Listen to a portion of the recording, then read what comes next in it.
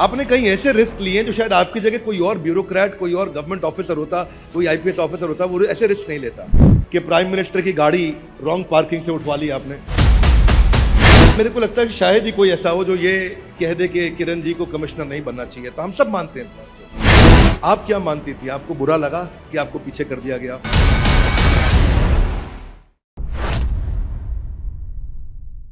नमस्कार, स्वागत है आप सबका। मैं Vivek Bindra, founder and CEO बड़ा बिजनेस.com। भारत की पहली आईपीएस ऑफिसर किरण बेदी या किरण बेदी, आप इनको जानते हैं। एक ऐसी मानसिक शक्ति इन्होंने प्रदर्शित करी है पीएमओ की क्रेन को टो करके। 24वीं लेफ्टिनेंट गवर्नर रही है पुदुचेरी की। पौंडीचेरी से आने के बाद इनकी अपनी एनजीओज और इन्होंने बहुत जबरदस्त काम किए हैं। आसान नहीं होता है किरण बेदी बनना। किरण बेदी मैडम, आपका बहुत बहुत स्वागत है। धन्यवाद। ऐसे ऐसे लोग जो भारत को बड़ा भारत बनाते हैं, उन्हीं की कहानियां हम आप तक पहुंचाते हैं, तो उनकी पूरी जिंदगी हमारे लिए एक लेसन है। और आज इनसे हम कुछ सवाल पूछेंगे जिन पे आज हम चर्चा करने वाले हैं। तो पहली बात मैं आपसे जो करना चाहता हूं, आज जितना आपके अंदर कॉम्पिटेंस है, जो आपने पढ़ाई करी, जो आपने डिस्प्ले किया, तिहाड़ में जो काम किया, उसके पर अभी आता हूं, बात करूंगा आपसे। और मतलब मेरे को लगता है कि शायद ही कोई ऐसा हो जो ये कह दे कि किरण जी को कमिश्नर नहीं बनना चाहिए, तो हम सब मानते हैं इस बात को। आप क्या मानती थी? आपको बुरा लगा कि आपको पीछे कर दिया गया इस पॉलिटिक्स के चलते? बुरा नहीं लगा, निर्णय लिया कि अब मेरी जरूरत नहीं है दिल्ली पुलिस को, अब मैं वो करूंगी जो मुझे मेरी जरूरत है। सो मैं अपने समय की कदर करते हुए अर्ली रिटायरमेंट ली और दूसरे काम में चली गई, क्योंकि मुझे समय की ज्यादा कदर है, ओहदे की नहीं। मैं अपने समय के साथ क्या करना है, ये मेरा कर्तव्य मेरी ओर है। यही कर्तव्य हर व्यक्ति की है अपने अपने काम में, बिजनेस में। They must take responsibility first for themselves, and business is a way of living, way is a source of living, but not your whole life. मेरे लिए ये आईपीएस होल लाइफ नहीं थी, एक जरिया था देश की सेवा करने का। जब मैंने देखा कि मुझे कमिश्नर नहीं बना रहे, तो कोई बात नहीं, मैंने किसी को शिकायत नहीं की, हट के ऐसे काम में लगी जो बहुत मुझे उससे भगवान की कृपा मिली। आपकी कचहरी उसके बाद ही आई थी, जब आपकी कचहरी का सीरियल चला था, 4 साल सिद्धार्थ बासु ने चलाया। I would have never been able to do Aapki Kachehri अगर मैं अर्ली रिटायरमेंट ना लेती। और क्योंकि मैंने आपकी कचहरी की, आपको मालूम है, भगवान ने मुझे इतना आर्थिक कमाई दी कि मैं अपना घर बना सके, अपना घर खरीद सके। आज मैं अपने घर में रहती हूँ इसलिए क्योंकि मैंने उस कमाई से किया। अगर मैं दिल्ली पुलिस में रहती, मैं शायद इस गांव में, घर में नहीं रहती, मैं कहीं और रहती। हम हमेशा बोलते थे at the age of 60 you should not retire, you should retry. Doctor Kiran Bedi is an example कि कैसे मतलब आज इस जैसे जैसे एज बढ़ रही है, तो ये इनका रोल नहीं था, इनका काम नहीं था, फिर भी जाना। एक मैंने देखा शुरू से आपके अंदर रिस्क टेकिंग एबिलिटी है। आपने कहीं ऐसे रिस्क लिए हैं जो शायद आपकी जगह कोई और ब्यूरोक्रेट, कोई और गवर्नमेंट ऑफिसर होता, कोई आईपीएस ऑफिसर होता, वो ऐसे रिस्क नहीं लेता। पहला रिस्क तो पूरा देश जानता है कि प्राइम मिनिस्टर की गाड़ी रॉन्ग पार्किंग से उठवा ली आपने। लोग रिस्क, अब प्राइम मिनिस्टर की गाड़ी, अच्छा बाकी अमेरिका में जाओ, उनसे बोलो लाइसेंस दिखाइए, गाड़ी वाले को बोलो तो लाइसेंस दिखाता है। इंडिया में आओ, बोलो गाड़ी वाले को लाइसेंस दिखाओ, बोलता है इनसे फोन पे बात कर लो। तो आपकी जो रिस्क टेकिंग एबिलिटी, मैं स्टॉक मार्केट में देखता हूं, क्योंकि मैं एंटरप्रेन्योर हूं, एंटरप्रेन्योरशिप पे काम करता हूं, तो स्टॉक मार्केट में इंडिया में 3% लोग इन्वेस्ट करते हैं, अमेरिका में 55% लोग इन्वेस्ट करते हैं। वहां अमेरिकन रिस्क ज्यादा लेते हैं, इंडियन रिस्क नहीं लेते। तो जिंदगी में ग्रोथ के लिए रिस्क लेना कितना जरूरी है, और आप इसके विषय में क्या शिक्षा देना चाहेंगे? जिसको आप रिस्क कह रहे हो, मेरे लिए वो निर्णायक होना जरूरी है। अगर आपने कुछ एक समय पर एक को निर्णय नहीं लिया, sometimes no decision to cool time, to think time is a decision, it's a decision. So I think what you calling it risky, I think I was being very decisive. इस वक्त पर इस प्रॉब्लम में मैं ये problem नहीं ढूंढती, problem मुझे एक अपॉर्चुनिटी देता है एक डिसीजन लेने के लिए। So every decision has its winner. You see that comes from my tennis playing days. You hit a drop shot, you hit a cross court, you hit a backhand down the line, you hit a lob shot. It's all risk. It's risk, or is it decision as a tennis player? And these are all very split second. I think playing early as a girl, playing at that competitive level, प्रार्थना करेंगे हिंदी में रखिएगा। अच्छा, competitive level के लिए एक लड़की होते हुए जब मैं खेलती थी, 9 साल से मैं टेनिस खेल रही थी। 15 साल की टाइम में मैं नेशनल जूनियर चैंपियन बन गई थी और उसके बाद मैं खेलती रही और पढ़ती भी रही। सो मैं समझती हूँ इंसान को निर्णय शुरू छोटी उम्र से, सही निर्णय, सही समय पर निर्णय, सही सलाह से निर्णय, अगर आपको हेल्प है। मैं ये नहीं कि मैं सलाह नहीं लेती, मेरी टीम बड़ी स्ट्रांग है। जहाँ जहाँ भी मैं कामयाब हुई हूँ, एक जो गाड़ी उठी थी प्राइम मिनिस्टर की, वो एक सब इंस्पेक्टर निर्मल सिंह ने उड़ाई थी, मैंने नहीं उठाई थी। मेरा निर्णय सिर्फ ये था, छोड़ना किसी को नहीं, दैट्स ऑल। और जब उसने किया तब मैंने उसको शाबाश दी, ये नहीं कि ये मुसीबत क्या कर दी तुमने। सो ये रिस्क टेक नहीं है, ये being very clear in your, जब आप बिल्कुल क्लियर होते हो डिसीजन मेकिंग लिए, तो ये आप रिस्क, कोई होता है रिस्क, क्योंकि जो डरता है उसको रिस्क से होता है, जो निर्णायक होता है वो कहता है डिसीजन मेकिंग। पौंडीचेरी में या पुदुचेरी में जब आप थे, तो एक दफा आपने महसूस किया कि वहां पे लोग आपका साथ नहीं दे रहे हैं और आपने बोरिया बिस्तरा समेट के वापस आने का डिसीजन लिया। क्लीनलीनेस को आपने मुद्दा बनाया और आपने बोला कि भाई अगर मुझे रिजल्ट नहीं मिलता तो मैं पैकअप करके वापस जा रही हूं। और वहां देखा अचानक लोग सारे के सारे आपके साथ आ गए थे। तो ये आपके अंदर एक अद्भुत कला है लोगों का साथ जीतने की। मैं उस इंसिडेंट के बारे में जानना चाहता हूं। और आप एक पीपल्स गवर्नर बन के निकली।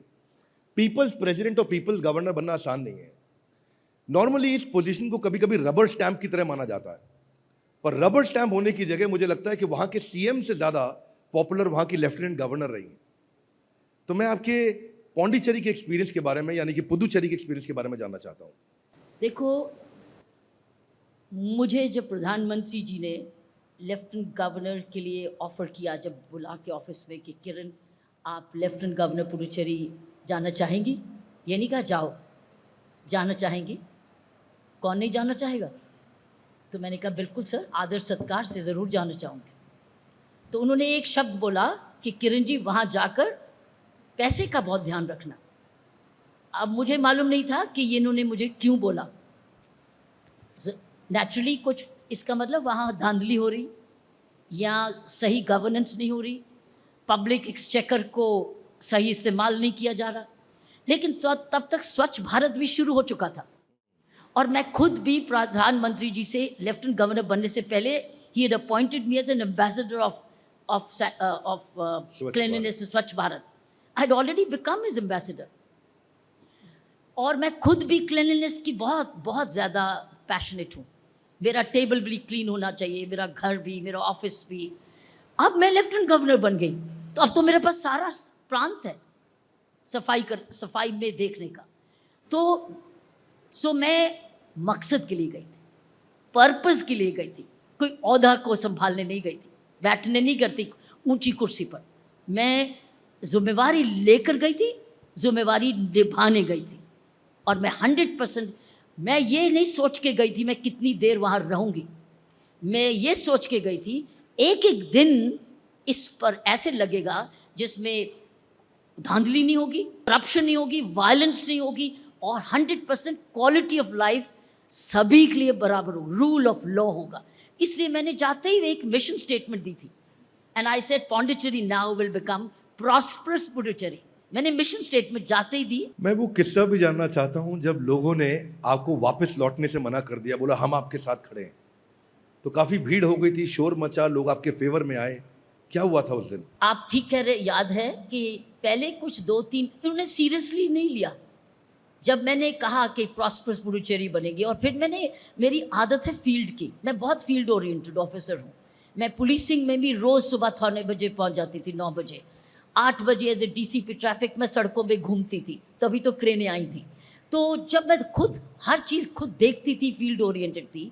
एज ए लेफ्टिनेंट गवर्नर हर शनिवार इतवार को मैं अपने दफ्तर से हट के उन जगह जाती जहाँ प्रॉब्लम्स हैं।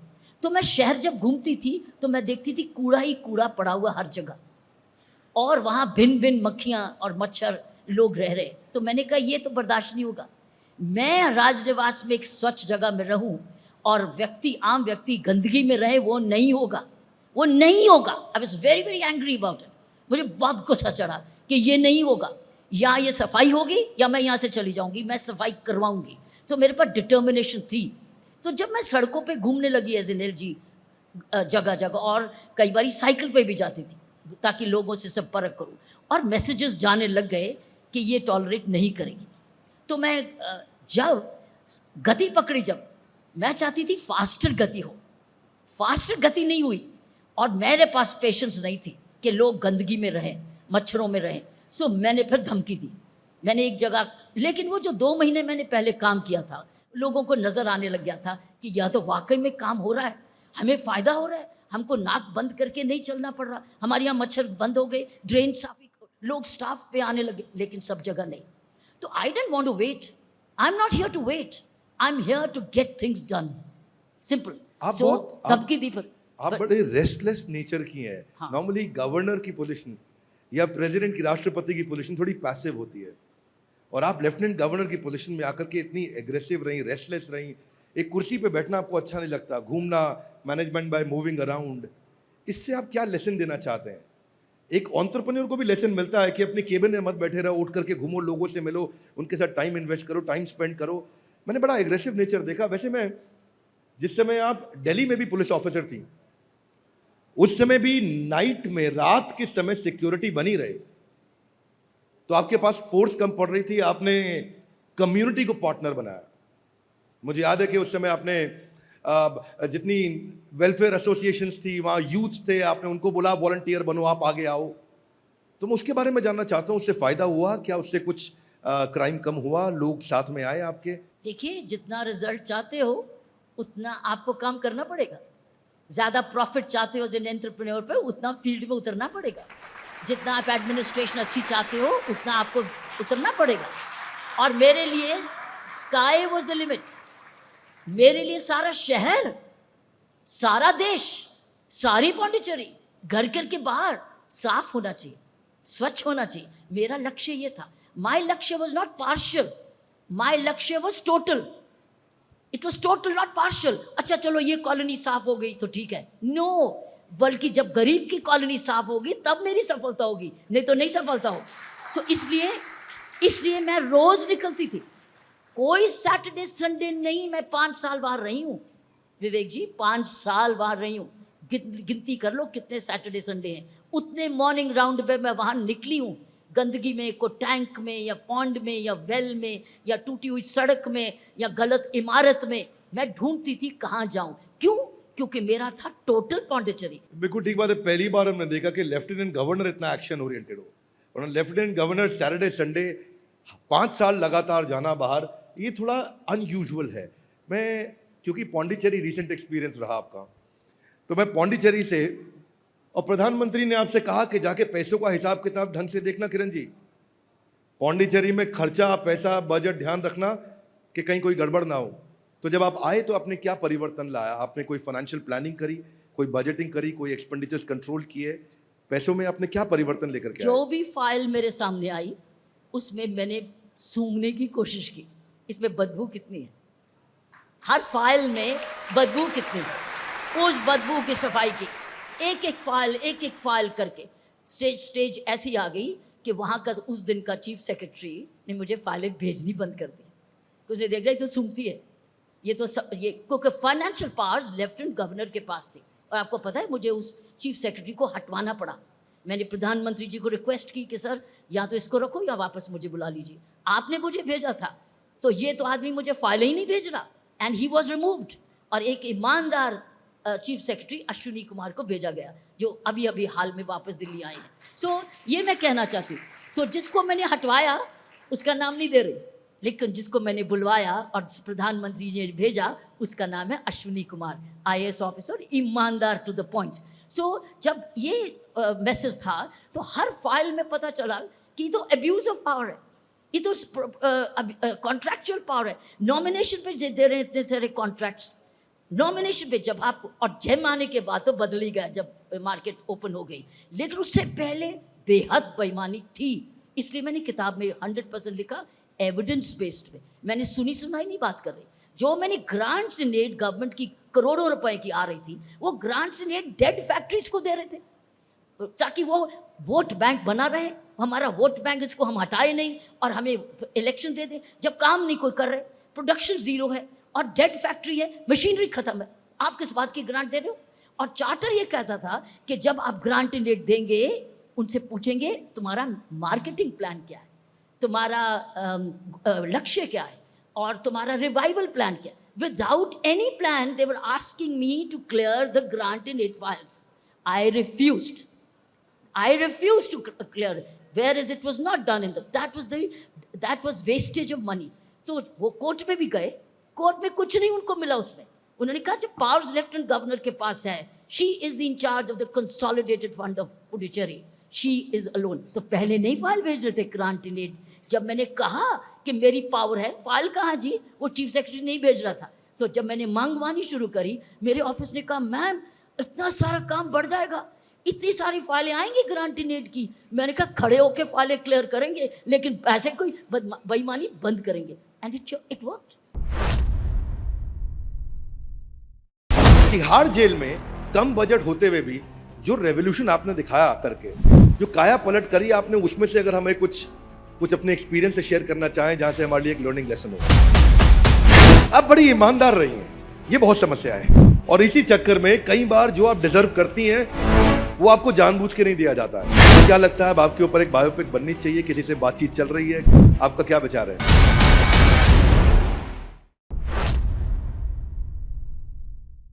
अगर कोई बहुत कठिन निर्णय लेने वाला व्यक्ति है, इसका मतलब उसका मेंटल फिटनेस बड़ा स्ट्रांग है, 100%. वो माइंड से बड़ा पावरफुल है. देखो कोई ये सारी चीजें जो है ना, बाकी कहीं से नहीं यहीं से होती हैं, मानते हैं आप लोग? सब यहीं से होता है, और ये आपका बड़ा स्ट्रांग रहा है. कोरोना वायरस में मैं देखूं पिछले साल जब बहुत मौतें हुई तो 1,40,000 मौतें हमारे देश में हुई, लेकिन सुसाइड से 1,53,000 मौतें हुई. इसका मतलब आज भी कोरोना वायरस जब सबसे ज्यादा कठोर था, उससे भी ज्यादा कठोर हमारे यहां था लोगों के अंदर मेंटल डिप्रेशन और मेंटल टफनेस की कमी, जो कि आप में बहुत है. मैं आपसे जानना चाहूंगा कि अगर आप बताएं, आप अपने आप को मेंटली इतनी स्ट्रांग और फिट कैसे रखती हैं, और क्या सुझाव देना चाहेंगे आज इस बड़ा भारत शो में कि लोग अपने आप को मेंटली स्ट्रांग कैसे करें? अगर आप हेल्दी चाहते हैं तो रोज सही खाना खाओ. सही, ये एक छुट्टी नहीं मार सकते. आज गलत खा लूं, हाजमोला भी उसके बाद खा लूंगा, तो कुर्बाना खा लूंगा तो चलेगा नहीं. आप एक बार ही कर लो, उसका असर 7 दिन होगा, एंड गॉड नोज उसके बाद क्या छूटा. मैं भी रोज अपनी मानसिकता, it's like physical, mental and spiritual, याद रखना, मेंटल फिजिकल से दूर नहीं है और ना ही स्पिरिचुअल अलग है. तो जब आप तीनों एंगल से अपनी तंदुरुस्ती ठीक रखते हो, चाहे वो फिजिकल है, चाहे वो मेंटल है, चाहे वो स्पिरिचुअल है, जिसको कहते हैं EQ, IQ एंड SQ, पढ़ो भी रोज. तो जब आप ये सारी खुराक सही अपनी बॉडी को देते हो तो मानसिकता को भी दोगे. उसके लिए सही सोच. आज तो बुद्ध जयंती है, बुद्धा ने बोला क्या है, मानसिकता का ध्यान रखो, अपने विचारधारा पर ध्यान रखो, अपनी सोच पर निगरानी रखो कि आप कैसे सोच रहे हैं. आप सोच नहीं है, आप सोच के ऊपर सोच है, तो वो सोच है आप. सो देयरफॉर आज बुद्ध पूर्णिमा है. आप इस प्रोग्राम को कब प्ले करेंगे नहीं मुझे मालूम, लेकिन पहले तो बुद्ध पूर्णिमा का आपकी हार्दिक बधाई सबको. इतना शुद्ध दिन है आज, बहुत शुद्ध है. मैं समझती हूँ भगवान बुद्ध को ही पढ़ लो, भगवान बुद्ध के वचन को सुनते जाओ, आप गलत रास्ते पे जा ही नहीं सकते. It's all about right action, right thought, right deed. आप एक डिसिप्लिन्ड IPS ऑफिसर रही हैं, और आपकी बातों से डिसिप्लिन और समझ में आता है. तिहाड़ जेल का जब डेपुटेशन हुआ तो शायद ये वो जगह थी जहां और कोई जाना नहीं चाहता था, जहां आपको भेजा गया. वो डेपुटेशन कठिन था, आपके पास बजट भी बहुत कम था. मुझे याद है केवल 15 करोड़ रुपए का बजट था आपके पास, और उस कम बजट में आपने वोकेशनल ट्रेनिंग भी कर दी, आपने उनके रिफॉर्मेशन भी कर दी, स्पिरिचुअल बात आप कर रहे हैं, आपने विपासना भी कराया, आपने योगा भी कराया, आपने उन्हें भगवत गीता भी पढ़ाया, इग्नू सेंटर्स भी खोले आपने. आपको आगे चल के रैमन मैग्सेसे अवार्ड भी मुझे लगता है कि इसी के कारण ज़्यादा मिला. जो तिहाड़ में किया है वो सारे देश में हो सकता है, उसके लिए कोई बजट नहीं चाहिए. Can you bet it? We can have a zero budget, बल्कि हम तो कमा सकते हैं जेल से. 2 चीज़ें, कुछ रिफॉर्म के लिए पैसा नहीं चाहिए, क्योंकि सभी स्वयं सेवी संस्थाएं चाहती हैं तिहाड़ जेलों में जाके सुधार करना. उनको इजाज़त दे दो और उनसे काम करने दो. पढ़ाएंगे भी वो, तंदुरुस्ती भी लाएंगे, स्पिरिचुअल एजुकेशन भी जाएंगे, स्पिरिचुअल ग्रुप्स बहुत अच्छे हैं. दे विल देम खुद खुशी से आएंगे. तो ये तो कोई खर्चा जीरो नहीं. उसके बाद पढ़ाई, पढ़ाई कैसे करेंगे? मेरे पास 10,000 कैदी थे, 30,000 सॉरी तिहाड़ जेल में। Do you know what?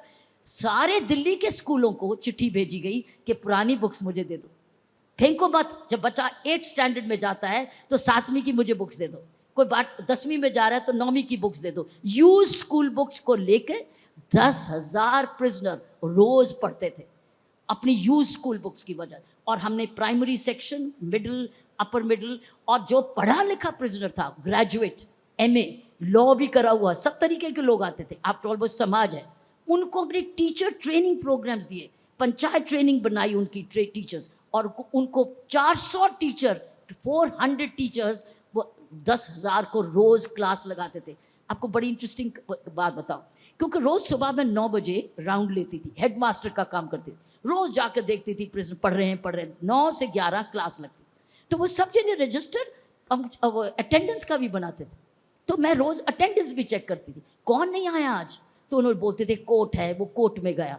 तो कोई मजाल नहीं कि कोई बैरक में सोया मिल जाए, अगर मिल जाए तो मैं उठा के ले आती थी क्लास में, चलो। सबके पास बुक्स, सबके पास पेंसिल्स, क्योंकि वो डोनेशन में आ रही थी, कोई पैसा नहीं, राइट। तो जब मैंने अटेंडेंस एक बार चेक किया तो वो लिखा है पी पी पी, तो एक जगह लिखा है बी, बड़ा बिजनेस नहीं, बी तो बी लिखा। तो मैंने उसके मास्टर से पूछा, टीचर से, ये बी क्या है? बोलो मैडम ये बीमार है। तो बीमार होगा मेडिकल कॉलेज हॉस्टल में, सो ये भी यहाँ तक अटेंडेंस लगती थी। सो 10,000 प्रिजनर्स, कई अनपढ़ थे, अंगूठा छाप थे, जाने वक्त सिग्नेचर करके गए, इतनी ज्यादा लिटरेसी प्रोग्राम है। सो कुछ भी नहीं, कुछ खर्चा नहीं किया। एक, we can do these reforms by allowing corporates inclusive. अगर प्रिजन रिफॉर्म्स को हम इंक्लूसिव बना दें, NGOs को जाएं, कोई बजट देने की जरूरत नहीं, सबके पास एजुकेशन का कॉर्पोरेट सोशल रिस्पॉन्सिबिलिटी है, और ये कुछ 1.5-2 लाख की पॉपुलेशन है, सबको शिक्षित कर सकते हैं, सबको स्किल डेवलपमेंट कर सकते हैं। इतनी स्किलिंग की बात करते हैं आज सरकार, स्किल यही कर सकते हैं, तो स्किलिंग भी हो गई, और जब वो बाहर निकले तब नेचुरली वो भिखारी नहीं होंगे, अनएम्प्लॉयड नहीं होंगे, वो काम करने लग जाएंगे, और उनकी प्लेसमेंट भी हो सकी। हम प्लेसमेंट करने को तैयार हैं उनकी, इनफैक्ट हम कर रहे हैं, जो रिलीज हो रहे हैं मेरे प्रिजनर्स प्रोग्राम से, हम उनकी प्लेसमेंट सब कर रहे हैं, और हम उनका विश्वास दे रहे हैं कि ये आदमी व्यक्ति अच्छा है, इसको काम कर देखो मौका। मेरी संस्था ने खुद भी री एम्प्लॉय किए। सो हम एक्सपेरिमेंट कर चुके हैं, जिसको आपने पढ़ा दिया ठीक से, जिसको आपने शिक्षा ऐसे दे दी, और साथ में उसको विश्वास दे दिया कि हम खड़े हैं, अब तुम धोखा मत करना। लोग स्टार्टअप शुरू कर रहे हैं हमारे देश में, आप वो स्टार्टअप शुरू करती हैं जिसमें कोई सीड कैपिटल, कोई फंड की जरूरत नहीं, जीरो बजट से स्टार्टअप आप शुरू करती हैं। एंटरप्रेन्योरियल माइंडसेट रहा है आपका IPS ऑफिसर होते हुए भी, लेकिन आप बड़ी ईमानदार रही हैं, ये बहुत समस्या है। समस्या इसलिए है क्योंकि ईमानदार आदमी से सरकार में लोग दूर रहना चाहते हैं, और इसी चक्कर में कई बार जो आप डिजर्व करती हैं वो आपको जानबूझ के नहीं दिया जाता है। जो आप डिजर्व करती हैं, इनको लगता है यार ये वो हैं जो अपनों में ही कमियां निकाल करके सबके सामने ले आएंगे। उस चक्कर में दिल्ली में जो हुआ हमने देखा, और बाद में जब बीजेपी की तरफ से आप इलेक्शन लड़ने आई दिल्ली में मुख्यमंत्री का, तो हमने महसूस किया कि लोगों ने आपका साथ भी कम दिया। फिर भी आप बाउंस बैक करती हैं, फिर भी आपका मोटिवेशन लेवल बना रहता है। तो ये जो है ना, बाउंस बैक पे हम भी बहुत बात करते हैं। आज हम आपसे चाहते हैं आप बाउंस बैक पे बात करें कि ये बाउंस बैक करने की एबिलिटी आप में महिला होते हुए और इतना अगेंस्ट एनवायरनमेंट होते हुए कैसे आता है, इसके विषय में आप बताएं कि आप क्या सोचती हैं जब कहीं बार नीचे गिरे फिर आप उठ के खड़े होते हैं, फिर आगे बढ़ते हैं। तो ये काबिलियत के लिए आप कुछ हमें शिक्षा दीजिए। ये छोटी उम्र में जब आप खिलाड़ी होते हो तो आप बाउंस बैक ही तो करते हो, हर मैच तो नहीं जीतते, हर मैच तो नहीं जीतते। लेकिन हारे हुए से आप जीतते हो, क्योंकि आप समझ जाते हो कि आप हारे क्यों। So let treat the life as a game, treat life को एक गेम समझो। आप जीतोगे भी, हारोगे भी, लेकिन हार के गिर नहीं जाओ।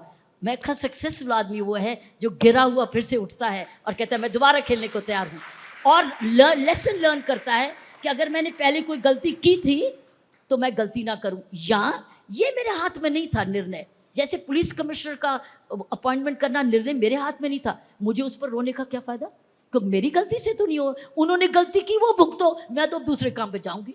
अगर चीफ मिनिस्टर आपने मुझे दिल्ली ने नहीं इलेक्ट किया तो प्रॉब्लम आपकी, मेरी थोड़ी, मेरे पास दूसरे काम भी हैं। तो इसलिए कभी भी कोई चीज़ नहीं मिली आपको, ये देखो ये मेरी गलती से हुआ कि दूसरे ने फैसला किया। अगर दूसरे की वजह से है तो छोड़ दो, अगर अपनी गलती से तो लेसन लर्न करो, आगे चलो। आप बहुत पढ़ती भी रही हैं और उसको एग्जीक्यूट भी करती रही हैं। आपका स्पीड ऑफ एग्जीक्यूशन ज्यादा रहा है हमेशा औरों के मुकाबले। इसके बाद आपने वो सारे ज्ञान को, सार को अपनी किताबों में भी लिखा। आपने कई बहुत अच्छी किताबें लिखी हैं, इट्स ऑलवेज पॉसिबल और dare to do, what went wrong. आपकी फेवरेट किताब कौन सी है जिसको आज हम सजेस्ट भी करेंगे सबको पढ़ने के लिए? और उस फेवरेट किताब का फेवरेट सेक्शन कौन सा है, अगर उसमें तो कुछ शेयर करना चाहते मेरी हैं? बुक का? जी। मेरी बुक तो पढ़े या ना पढ़े, नेपोलियन हिल की थिंक एंड ग्रो रिच जरूर पढ़ लो, क्योंकि आपके लिए वो है, आप एंटरप्रेन्योरशिप के लिए है। मेरी बुक पढ़ो या ना कोई पढ़ो, मुझे नहीं फर्क पड़ता, लेकिन आप थिंक एंड ग्रो रिच जरूर पढ़ो, क्योंकि आप सब जिन्हें फिर यूनिकॉर्न बन सकते हैं। आप ऐसा कर सकते हैं अगर उसके प्रिंसिपल्स को आप फॉलो करो। मेरा मकसद ये है कि आप सब जिन्हें यूनिकॉर्न बने। देखिए, आपकी ईमानदारी के उदाहरण अगर किसी को इस वीडियो में भी ना समझ में आए तो कहाँ समझ में आएंगे। जहाँ मौका मिलता है इंसान को अपनी किताब की बात करने का, वहाँ भी आप पीछे हट के, तो आपसे बहुत सीखने को मिलता है। आज मैं चाहता हूँ आप सबको एम्पावर करने के लिए एंटरप्रेन्योर्स को अगर अपनी जिंदगी के निचोड़ में से एक लेसन देना चाहें तो क्या एक लेसन देंगे? आज के एंटरप्रेन्योर के, आपका पूरा जीवन लेसन है अपने आप में, पर उसमें से अगर आपको कुछ सिलेक्ट करना हो कि भाई ये मेरा लेसन है, वो क्या होगा? एक ही लेसन है, अच्छे इंसान बने रहो, अच्छा इंसान बनो, वो आपकी बुनियाद है, उसी में सब कुछ है। जब आप अच्छे इंसान होते तो अच्छा सोचते हो, अच्छा करते हो, राइट? अच्छा खाते हो, अच्छा पीते हो, अच्छा कमाते हो, अच्छा सोच भला करते हो, और याद भी रहते हो, लीडर भी बन जाते हो, क्योंकि आप इन्फ्लुएंस करते हो। सो अच्छा इंसान बनो। जब आपकी बुनियाद स्ट्रांग है तो आप जो मर्जी मल्टी स्टोरी बनाते रहो, आपकी बुनियाद उसको लेती रहेगी। तो उसके बाद आपके कर्तव्य हैं, आपके कार्य हैं, आपके कर्म हैं। सो अच्छा इंसान, ऊपर से अच्छे कर्म। मैं कहा ये बुद्ध का यही मैसेज था, भगवान बुद्ध का यही कहते थे कि अच्छा कर्म करो और अच्छा इंसान बनो। अच्छा कर्म अच्छा इंसान ही करता है, और अच्छे कर्म अच्छा इंसान बनाए रखता है। मैं समझती हूँ मेरी रह से ये है कि मैं एक साधारण अच्छा इंसान बनने की कोशिश की। उसके बाद मैंने वर्दी पहनी या एलजी की कुर्सी पे बैठी, मैंने सिर्फ इंसानियत निभाई। आपको शायद मालूम नहीं, जब मैंने आईपीएस का फॉर्म भरा था, 21 साल की थी, तो उसमें फॉर्म में कॉलम होता है रिलीजन, आपका धर्म क्या है। आपको पता है मैंने धर्म में क्या लिखा? ना हिंदू लिखा, ना मुस्लिम, ना सिख, ईसाई। जबकि मेरी नानी सिख है, मेरे पेरेंट्स हिंदू हैं, मेरा स्कूल कैथोलिक है। मैंने हिंदू मुस्लिम नहीं लिखा या सिख, मैंने लिखा मानवता। तेरा धर्म था मानवता। अगर मानवता में मैं अव्वल हूँ तो मैं कामयाब हूँ। अगर मैं किसी को दुख देती हूँ, किसी को छल कपट करती हूँ, किसी को धोखा करती हूँ, किसी को इस्तेमाल करती हूँ, then I am basically unhappy. That's why मैं अंदर से बहुत खुश हूँ, संतुष्ट हूँ, ईश्वर का धन्यवाद करती हूँ, उसने मेरे में मानवता जागृत रखी। बहुत सुंदर किरण जी, बहुत बहुत बहुत इच्छा होती है कि आपसे लंबी बात करें। आप एक आयरन लेडी हैं। आपका बचपन के टेनिस के एक्सपीरियंस को जब आपने बताया, बाउंस बैक करने की एबिलिटी से मैं बहुत रिलेट भी कर पाया। देश की पहली महिला आईपीएस ऑफिसर, आपने वो करके दिखाया जो पहली बार कई लोगों ने नहीं किया। तो आप एक बहुत बड़ी इंस्पिरेशन है, और ऐसे ही लोगों की कहानी हम बड़ा भारत शो में लाते हैं, जो भारत को बड़ा बनाते हैं। आपने भारत को वास्तव रूप में बड़ा बनाया है, और आप बहुत बड़ी इंस्पिरेशन है। आप एक ऐसी ऑफिसर रही हैं जिन्होंने कई अवार्ड जीते हैं, और रैमन मैग्सेसे अवार्ड उनमें से बड़ा इंपॉर्टेंट रहा है। लेकिन साथ साथ आज भी आप अपनी एनजीओ के माध्यम से बहुत काम कर रहे हैं।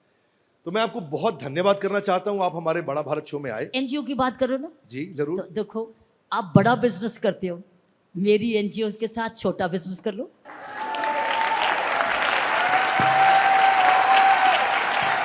और मेरे पास यही तो आपकी कला है।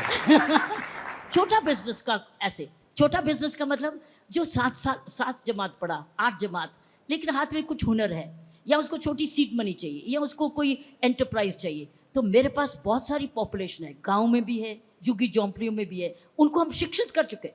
लेकिन आगे का क्या, लास्ट माइल नहीं है।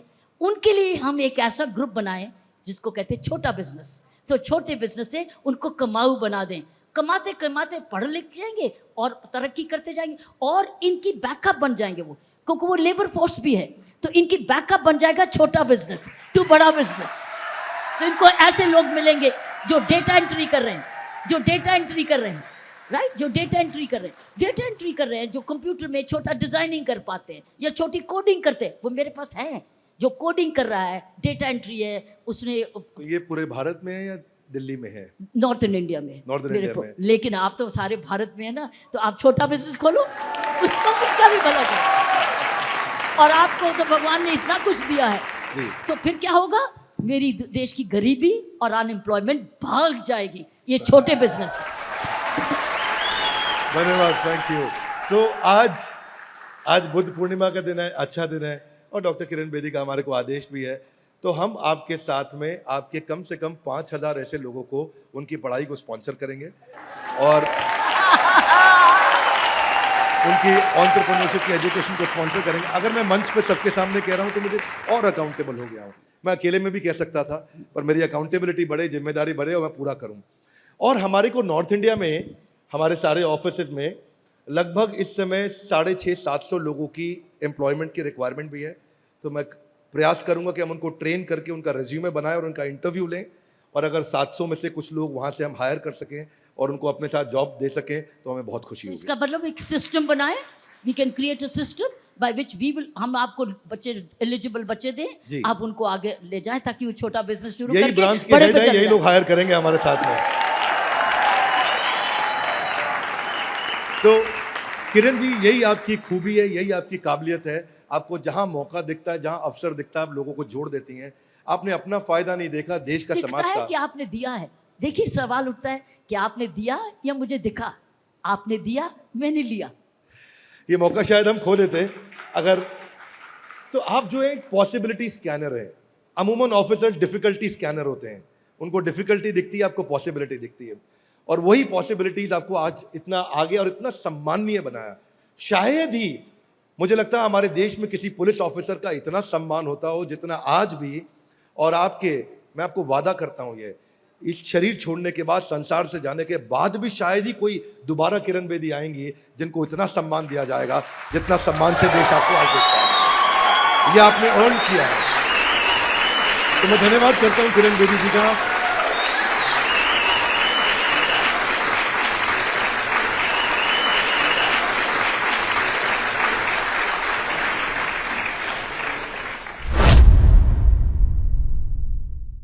नवनीत सिकेरा से आपको मिलवाने जा रहे हैं, additional director general of police, encounter specialist, super cop.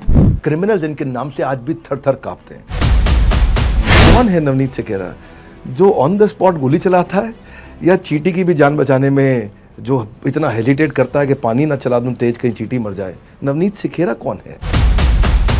कभी ऐसा हुआ है कि किसी का एनकाउंटर करने के बाद आपको बहुत दुख हुआ हो, आप रो पड़े हो, गलत हो गया मुझसे, इसकी जरूरत नहीं थी?